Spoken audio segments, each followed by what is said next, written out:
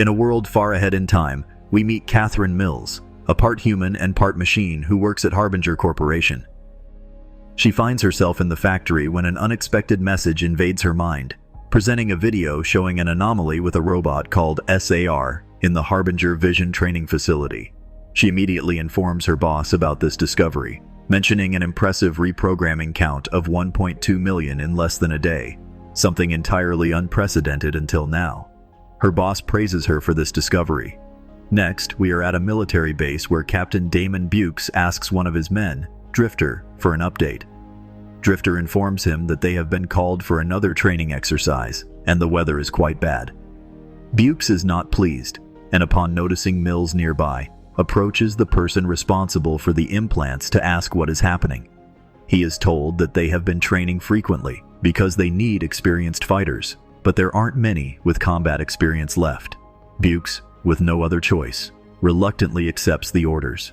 Before leaving, he is informed that Mills, a technician from Harbinger, has been assigned to accompany them. As they leave, Mills approaches Bukes to introduce herself, mentioning her role in observing the field hardware as a representative of Harbinger. Bukes, skeptical, assumes she is trying to find ways to cut costs. However, Mills clarifies that her company is a supplier for the military and not part of them. Bukes interrupts her, instructing her to keep pace and insinuating that she is evaluating them, asking her to turn off her ocular scanner. She explains that it doesn't switch off, which leads Bukes to emphasize the importance of keeping up and requests that she not scan him. Once aboard the plane, Mills introduces herself to Bukes' entire unit, composed of Drifter, Sergeant Rory Robinson, Corporal Robert Cutbill, Corporal Lance Martin Goodwin, Corporal Daniela Hackett, and Corporal Sam Loftus. During the flight, the crew engages in various activities, some napping and others working on crossword puzzles. Mills, eager to understand them, scans and listens to their conversations, revealing an extremely close friendship among them, learning that Bukes has a history of 18 kills and that Robinson has ocular implants. Mills absorbs this information, but a tense moment arises when Robinson points his rifle at Mills, claiming that he sees her while she remains impassive. Mills disarms the weapon with a mere glance, demonstrating her ability to manipulate machines with ease. She casually mentions that she can fire it remotely as he checks the chamber. As they approach their destination, Bukes informs the team, emphasizing the importance of constant monitoring and simulation.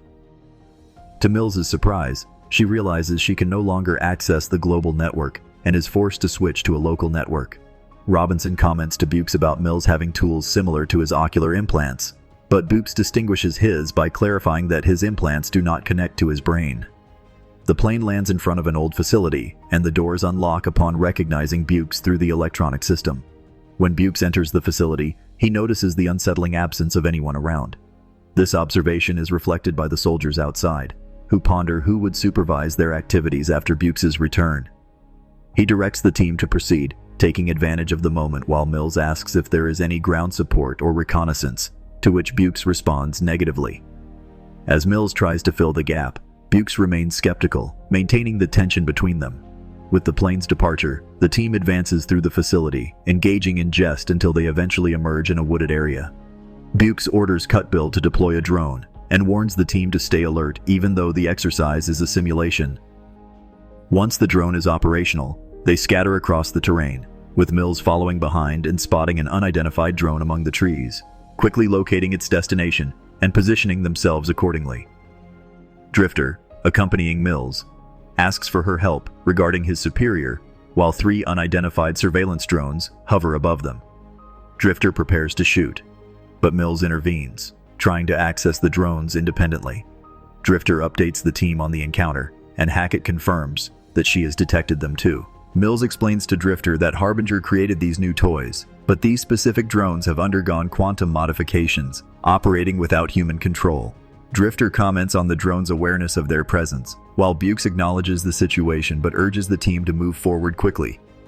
Soon, their practice targets, basic robots, materialize, and Bukes quickly devises an attack strategy, assigning positions to everyone. Mills, once again following Drifter, casts a final glance at the unique drone that has a countdown.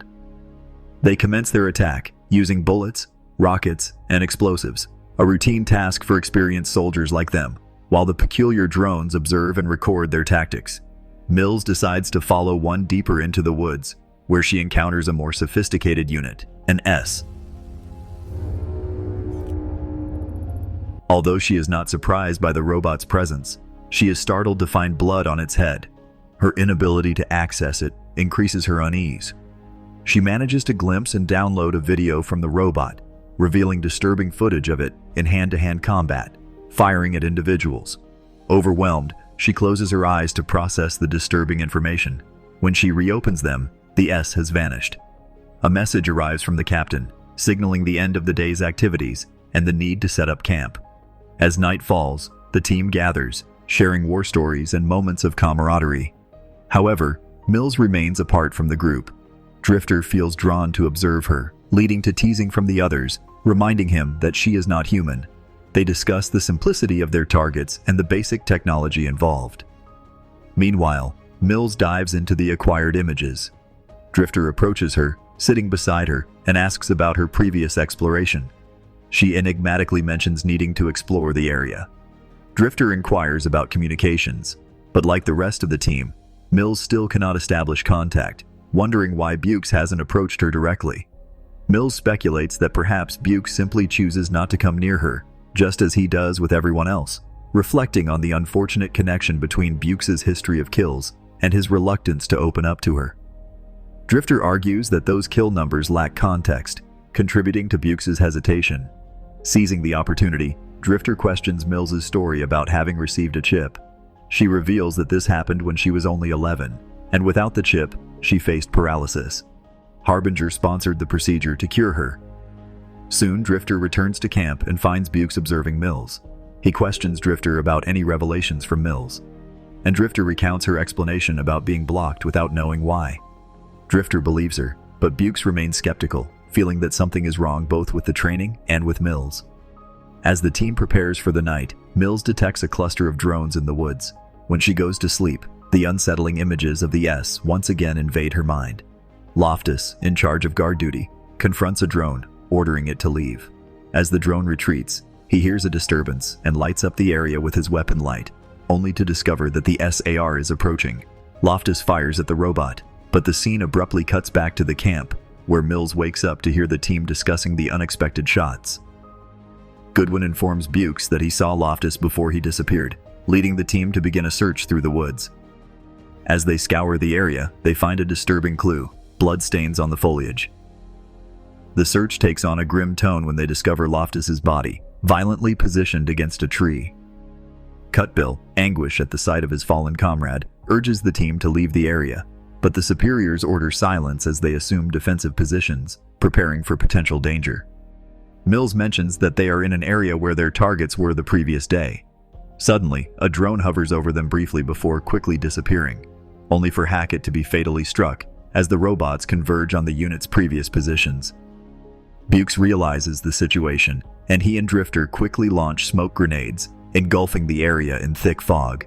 Amidst the chaos of gunfire between robots and soldiers, the unit maneuvers using the cover to their advantage.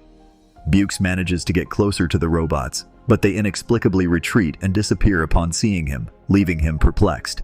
In the midst of this, Cutbill, separated from the team, tries to establish contact but fails, while the drones hover near him momentarily before departing, only for an AR to appear and fatally attack him.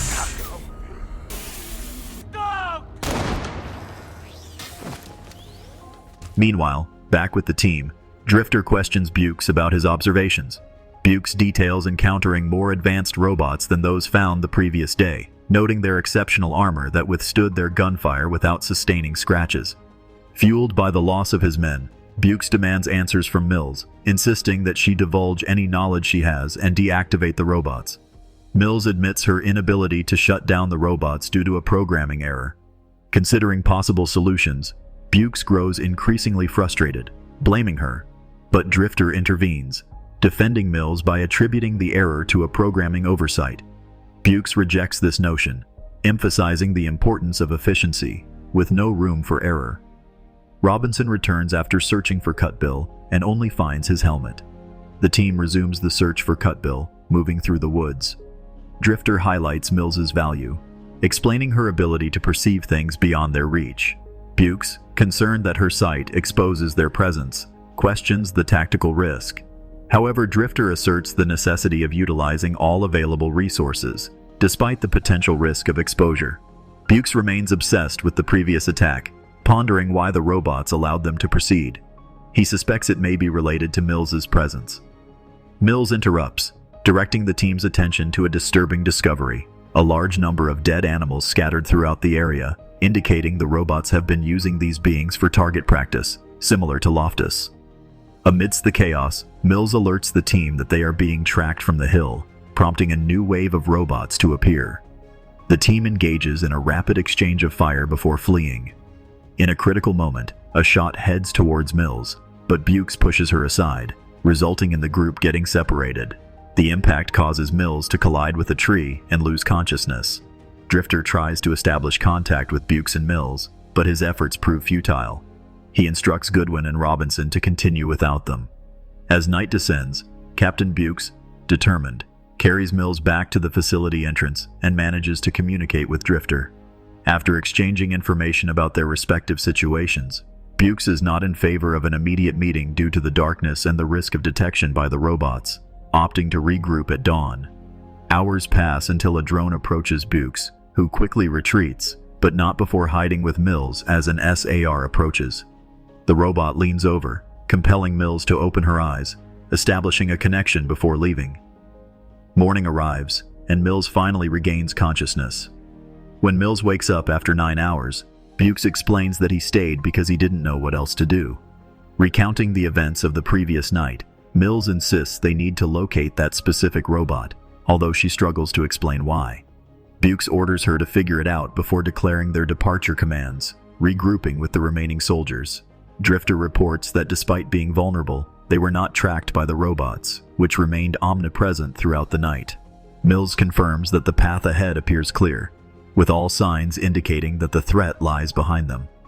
Their plan crystallizes on returning to the drop point and waiting for extraction. Bukes, aware that only Mills can open the door, plans to accompany her while the others cover their retreat. The team navigates the route smoothly until they reach the door. Despite Bukes' attempts, the door's computer does not recognize him, and ominously, surveillance drones appear. Mills begins to hack the door when suddenly, smoke grenades are thrown, obscuring visibility. The robots mimic the team's tactics, plunging Bukes into darkness and confusion. The situation escalates quickly, as the robots engage in an unrelenting attack, forcing soldiers to move rapidly.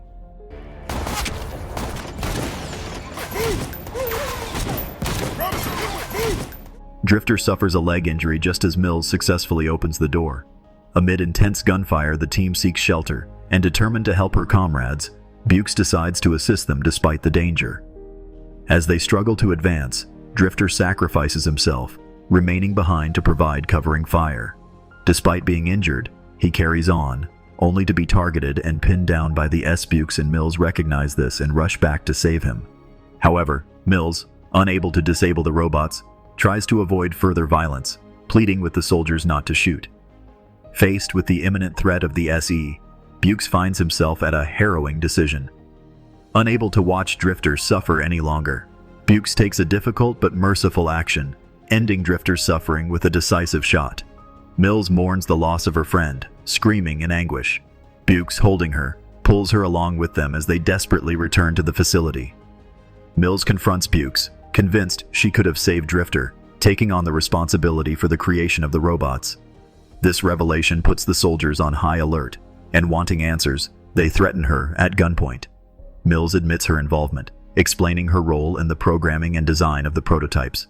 However, she acknowledges that the codes have evolved beyond her control, now advanced beyond comprehension. She expresses hope to understand and control the situation, but Bukes rejects her, stating it is too late. When pressed about the purpose of the robots, Mills reveals a dark truth. They are designed as replacements for human soldiers, intended to prevent loss of life by creating machines that learn and evolve just like humans. The soldiers react with horror and rage, accusing her of being responsible for the death of their comrades. Feeling the weight of their accusations, Mills breaks down in tears as Bukes leaves the room, while the robots start cutting through the main door.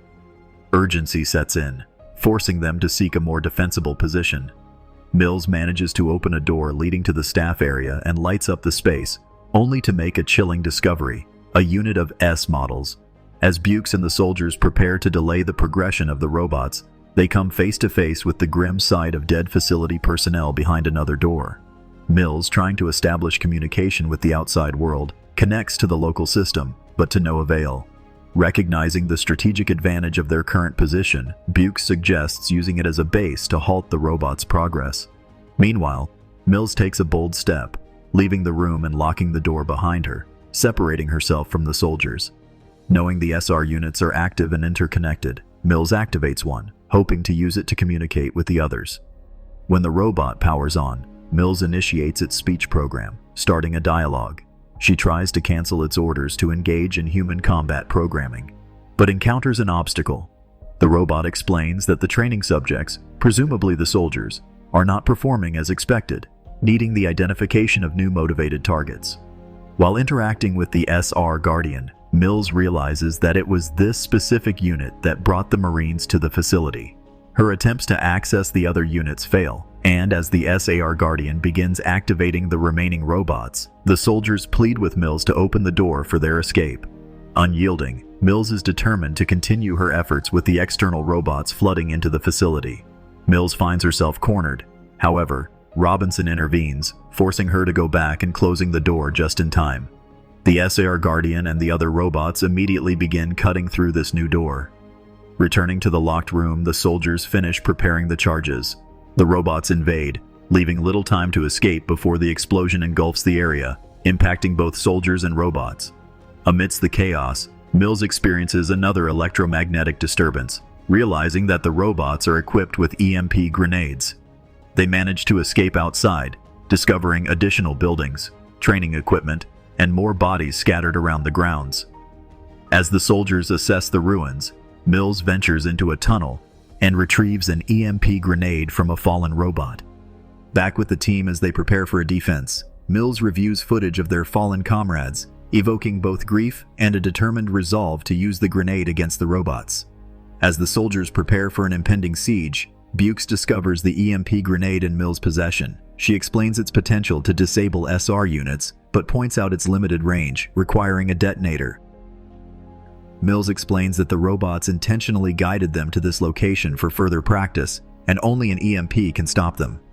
Recognizing the risks, Bukes expresses concern that the explosion could endanger Mills, but she believes it is her only recourse. The team waits through the night, preparing for the inevitable robot attack that does not arrive until dawn. Robinson takes on the role of luring the robots as a sniper, while Goodwin remains hidden, equipped with the detonators. As the robot army enters the city, Robinson and Bukes fire upon them.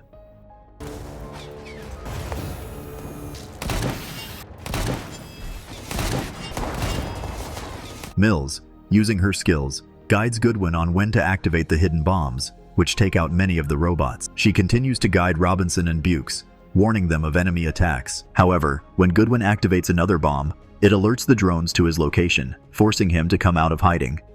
Robinson protects Bukes as he rushes to help Goodwin, who is being pursued by a dangerous robot.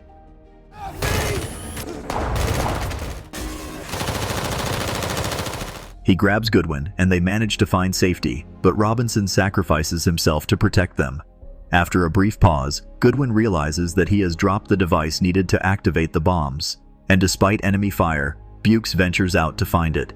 However, before he can, Mills is already reaching for the device amidst the approaching robots. Concerned for his safety, Bukes advises Mills to flee to avoid the EMP blast, but Mills refuses to leave. In a tense moment, a robot targets Mills, and Bukes shields her, giving her the chance to detonate the EMP grenade before it hits. In a moment of apparent victory, all the robots, including Mills, appear to shut down due to the EMP blast, but the SR unexpectedly reactivates and pursues them.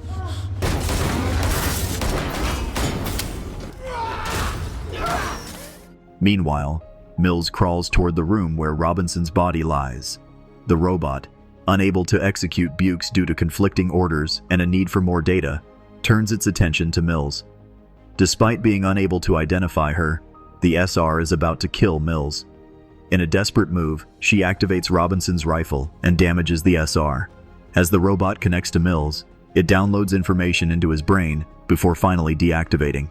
The film concludes with the transport arriving to extract Bukes, Goodwin, and Mills. As they board the plane, Mills' eyes open, revealing that the SR's mission protocol has taken over, leaving us with a sense of uncertainty as to what comes next.